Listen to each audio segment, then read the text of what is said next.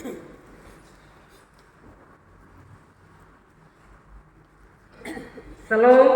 selamat berjumpa bagi kita dalam ibadah minggu pagi hari ini.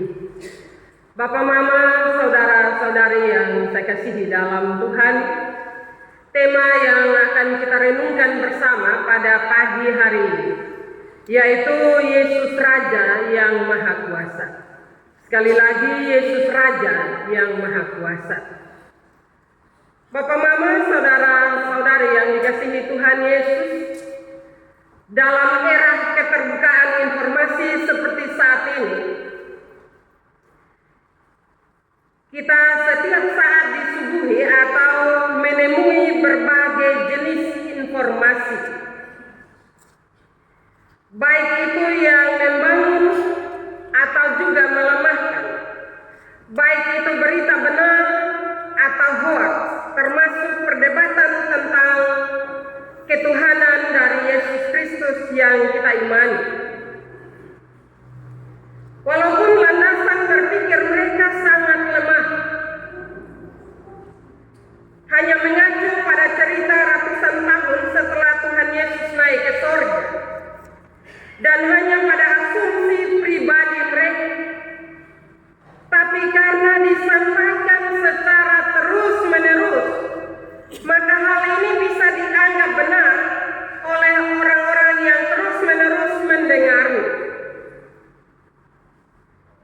Karena sesuatu yang tidak baik bila dilakukan terus-menerus akan dianggap lumrah dan sudah terbiasa. Dan itu sering terjadi dalam kehidupan keseharian kita lewat berbagai informasi yang silih berganti datang dalam kehidupan kita. Bapak, Mama, di masa murid-murid Tuhan Yesus juga muncul ajaran gnostik yang membalikkan pemahaman tentang ketuhanan Yesus Kristus, dan muncul banyak guru-guru palsu di tengah jemaat pada waktu itu. Guru-guru palsu itu adalah jemaat Tuhan, orang Kristen yang meragukan keilahian Yesus Kristus, di mana mereka menolak ajaran Kristus dan mengajarkan bahwa keselamatan bisa diperoleh tanpa hidup benar. Guru-guru palsu itu menafsirkan pengajaran firman Tuhan menurut kehendak sendiri, tanpa meminta penguasaan Roh Kudus.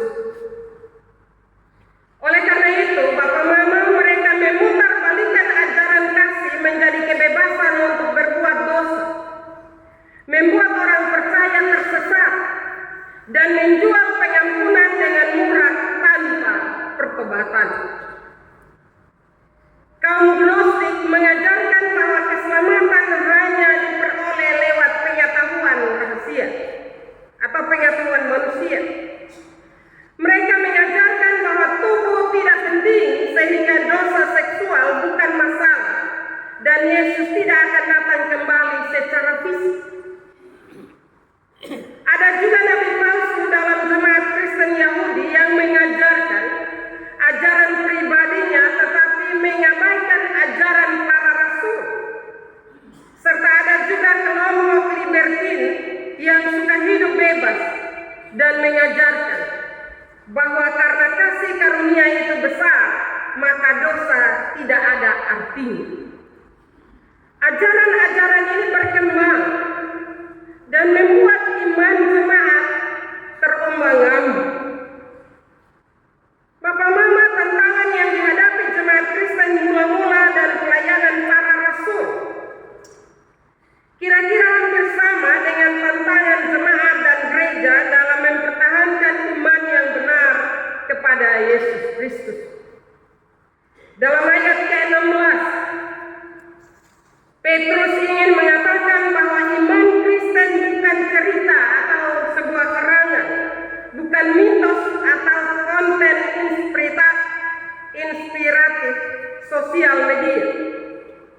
Tapi iman Kristen adalah kepercayaan yang dibangun atas fakta sejarah.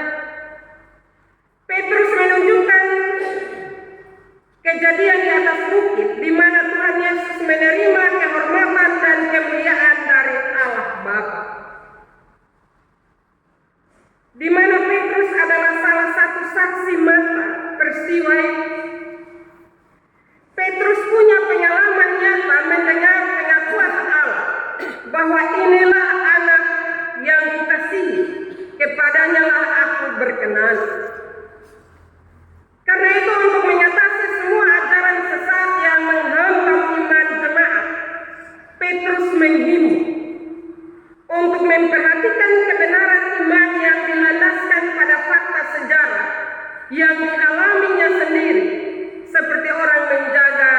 nyala lampu pelita hingga fajar menyingsing.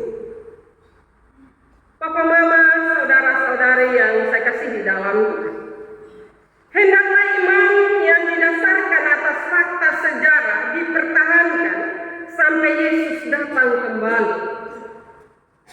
Jangan percaya pada dongeng atau hasil pikir orang yang tidak hidup sama-sama dengan Tuhan Yesus, orang yang tidak mengenal Tuhan Yesus, orang yang membahas iman Kristen hanya berdasarkan dugaan atau penafsiran sendiri. Tetapi tentang iman Kristen, tentang kekuasaan dan kemuliaan Yesus Kristus, Alkitab sudah sangat lengkap mengungkapkan kesaksian para pelaku sejarah seperti Simon Petrus. Karena itu Bapak Mama, kita yang hidup di zaman sekarang, semua serba terbuka, kita bisa mengakses segala informasi dengan mudah. Kita harus juga mempertahankan iman percaya kita kepada Yesus yang telah kita imani, yaitu Yesus Kristus, Tuhan dan Juru Selamat kita. Jangan mudah dipengaruhi oleh berbagai informasi dan ajaran-ajaran yang sementara berkembang saat ini, yang membuat iman kita lemah atau membuat iman kita goyah. Kalau kita baca di HP berbagai media, itu bisa menggoyahkan iman percaya kita. Karena banyak ajaran Bapak Mama yang kadang kita yang selalu membaca dan mendengar firman Tuhan, kita juga mengiyakan. Kita juga sering bercerita, oh benar, kita baru tahu. Padahal pengetahuan kita tentang Yesus adalah Sang Juru Selamat, Yesus adalah anak Allah, itu bukan hari ini. Tetapi pengetahuan itu sudah dari nenek moyang kita, sudah dari dulu. Seharusnya pengetahuan itu terus berkembang, terus ada dalam kehidupan kita. Sehingga kita tidak mudah membenarkan sebuah informasi yang baru muncul. Karena itu Bapak Mama, kebenaran firman Tuhan pada pagi hari ini mau menasihati kita. Petrus berkata, nubuat kitab suci tidak boleh ditafsirkan menurut kehendak sendiri, tetapi oleh dorongan Roh Kudus. Karena nubuat itu tidak dihasilkan oleh kehendak manusia. Jadi dalam mengakses informasi yang terbuka saat ini, yang berkaitan dengan isi firman Tuhan dan iman kepada Yesus Kristus, kita juga perlu memperhatikan siapa penyebar informasi ini. Karena saat ini banyak orang yang tidak mengakui kehadiran Roh Kudus juga berbicara tentang Yesus Kristus dan iman Kristen di berbagai media sosial. Kesaksian Simon Petrus yang kita dengar hari ini sudah cukup membuktikan kepada jemaat mula-mula dan kita yang hidup di zaman yang penuh tantangan iman ini, makin teguh dalam iman percaya kita kepada Yesus Kristus. Yesus Kristus adalah Raja yang Maha Kuasa. Kekuasaan dan kemuliaannya diberikan oleh Bapa untuk menguasai sorga dan juga bumi. Jadi Raja itu menguasai bumi, bukan hanya manusia dan kekayaan alam di bumi ini, tetapi juga pada semesta yang diciptakan Allah Bapanya bagi kita.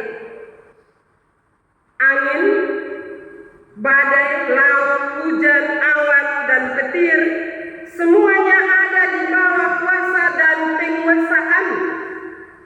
Karena Dia Raja yang menguasai semua ciptaan. Bapak Mama, di saat peralihan musim dan dari musim kemarau ke musim hujan ini, ada banyak perubahan cuaca yang terjadi secara cepat, sehingga kita yang kurang waspada atau kurang kuat secara fisik akan mudah dipengaruhi dan jatuh sakit, atau perasaan kita diombang-ambingkan. Saat-saat peralihan musim ini banyak faktor alam yang ikut berubah dan bisa berdampak pada diri kita. Sehingga berjaga-jagalah dan tetap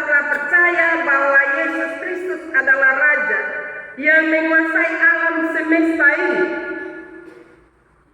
Hal ini harus menguatkan iman percaya kita kepada Yesus Kristus. Jangan berbagai persoalan yang muncul di sekitar kita mengombang-ambingkan iman percaya kita kepada Yesus. Ia sungguh dapat memerintahkan badai untuk berhenti dan menghalau semua ketidakpastian dalam hidup kita. Karena itu hal yang perlu kita lakukan adalah tetap bertekun dalam doa dan iman percaya kita kepada Tuhan. Apapun kondisi kehidupan kita, kita percaya bahwa Tuhan ada bersama dengan kita. Tuhan yang berkuasa atas hidup kita, berbagai persoalan yang kita alami dan juga berbagai peristiwa alam ini. Yang perlu kita lakukan adalah tetap teguh beriman kepada Kristus. Jangan mudah dipengaruhi oleh berbagai ajaran-ajaran yang muncul yang membuat iman kita goyah. Karena Tuhan yang kita imani adalah Tuhan yang berkuasa atas bumi ini dan juga berkuasa dalam kehidupan kita. Maka marilah tunduk dan hormat kepadanya. Karena Dia yang berkuasa. Sehingga kita tidak bisa main-main di dalam iman percaya kita kepada Tuhan. Kadang iman kita goyah ketika ada masalah dalam kehidupan kita. Dan kadang kita pertanyakan, di mana Tuhan? Tuhan ada bersama-sama dengan kita. Hanya kadang setiap persoalan, setiap permasalahan hidup menutup iman percaya kita kepadanya. Yang kita fokus hanya kepada masalah. Kita tidak fokus kepada Tuhan yang kita imani dan kita percayai. Karena itu marilah dengan kebenaran firman Tuhan ini, Rasul Petrus menasihati kita semua untuk kita terus beriman dan percaya kepada Tuhan Yesus Kristus. Karena Dia berkuasa atas kehidupan kita, atas segala sesuatu yang ada di sekitar kita. Karena itu percayakanlah seluruh keberadaan hidup kita kepadanya. Karena Tuhan yang kita imani adalah Tuhan yang berkuasa atas seluruh keberadaan hidup kita. Marilah terus beriman dan percaya kepadanya. Firman Tuhan memberkati kita pada pagi hari ini. Amin.